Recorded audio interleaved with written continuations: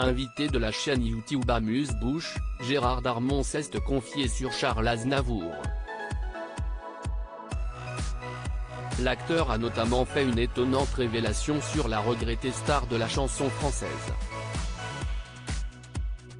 À 75 ans, Gérard Darmon fait partie des acteurs les plus appréciés des Français. Vu dans plusieurs dizaines de films devenus cultes, le comédien a côtoyé les plus grands noms du 7e art, comme Louis de Funès, à qui il a donné la réplique dans Rabbi Jacob en 1973. Une expérience sur laquelle il est revenu dans une vidéo de la chaîne YouTube Amuse-Bouche.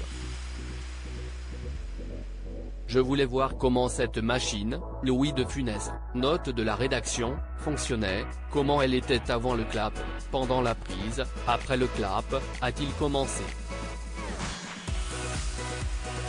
Maintenant, rétrospectivement, quand on sait, il y a des gens qui nous regardent, en coulisses, note de la rédaction, des regards qui nous font du bien et des regards qui nous gênent, parce que trop c'est trop. Je l'ai bouffé des yeux. Je ne l'ai pas quitté. Où qu'il soit dans la pièce. Je voulais tout prendre, a-t-il confié.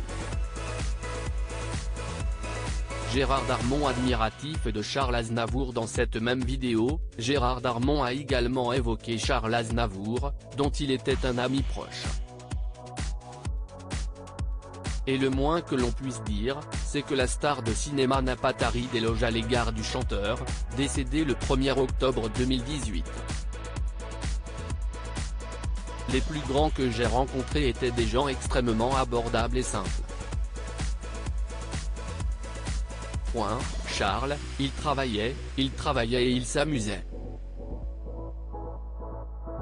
Mais après son concert, il mangeait 3 clémentines, buvait une bouteille d'évian et allait au lit. Le lendemain, il chantait 30 chansons devant 5000 personnes. Il en avait besoin. Il était simplissime, abordable, vraiment simple. Des gens humains. A-t-il raconté, avant de révéler que l'illustre interprète de la bohème avait failli mettre un terme à sa carrière juste avant de rencontrer le succès. Charles Aznavour en difficulté au début de sa carrière. Comme le relate Gérard Darmon, Charles Aznavour a connu des débuts difficiles durant lesquels il était victime de jets de tomates lorsqu'il était sur scène et était la cible de moqueries dans la presse. Il était sur le point de tout arrêter. C'était terrible. Quand il a fait l'Alhambra en vedette au début des années 60, il m'a dit, les 5 premières chansons, j'ai 3 beignes à chaque fois. Là, c'est fini, je vais chanter la dernière et je vais arrêter parce que je n'en peux plus.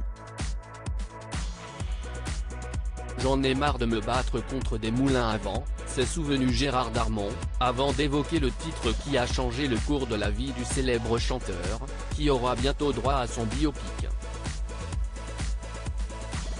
Il a démarré Je me voyais déjà, qui était la fin de sa première partie, et là tout le monde était debout.